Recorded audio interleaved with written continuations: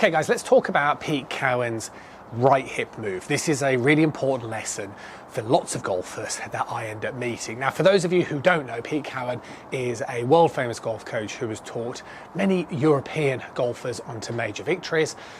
So in terms of the world of golf instruction, he is a person of influence. And Pete Cowen used to talk a lot about this spiraling staircase sort of analogy. And what he would talk about is sort of using the ground and almost imagining that we're sort of spiraling upwards. Okay, so imagine like that swirly sort of staircase, and it's a spiraling upward sort of motion. Now, in terms of like, I think consciously trying to move the lower body first in the golf swing, I think is a little bit of a concern when it comes to sequencing, because we are looking for the upper body to move first, then the lower body.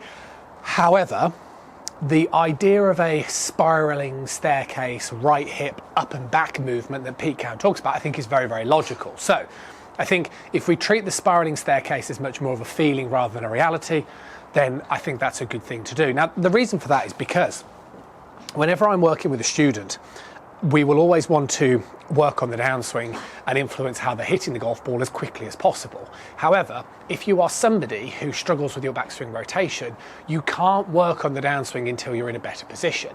And there is no doubt that the biggest problem that I encounter on a day-to-day basis, and particularly when I meet a new student, is a flat rotation.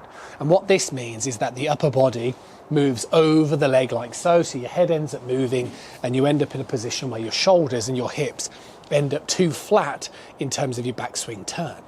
And you know, from this position, the problem is that you end up moving this way, you get stuck behind the ball and you get flicky and scoopy. So that's the dilemma. So the question is, how do you get the hip moving back and up, right? So instead of the hip moving down and around this way, like Pete Cowen says, we want it to move back and up. The question is, how do you do that? Well, you can either do it in one of two ways. You can either do it through a spiraling staircase feel, okay? But what is actually happening is a lack of movement to the right of the pelvis. Okay, so if I use my foot wedge here, because this is one of my sort of favoured training aids for students, and what I'm going to do is I'm going to put my hands on the lower part of my stomach here so you guys can visually see when I talk about the pelvic area what it is I'm referring to. Now, for golfers who don't introduce any linear motion, which means this is linear motion, should we say sway? Yes, you need to sway in the backswing and downswing. If you don't sway and you go into posture and you immediately turn, what happens is you end up looking like this.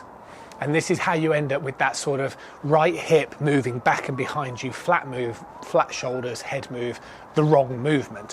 What we're looking to do as we turn back is we're looking to allow the pelvis, see the way I let my pelvis move towards my trail leg so it moves towards the right. So I'm doing two movements.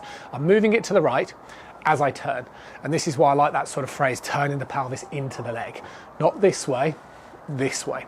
So the point of the matter is, what's really important when it comes to your backswing movement is that you need to allow your lower body to move, okay, towards your right hand side as you rotate, and you need to make sure you're doing this movement whilst keeping your head still, and that will help you create this spiraling staircase movement, which is what Pete Cowen wants you to do as well. So let the pelvis move to the right as you're taking that club back, keep the head still, and then from there you're going to be in a position where you can just throw your arms down, turn your body.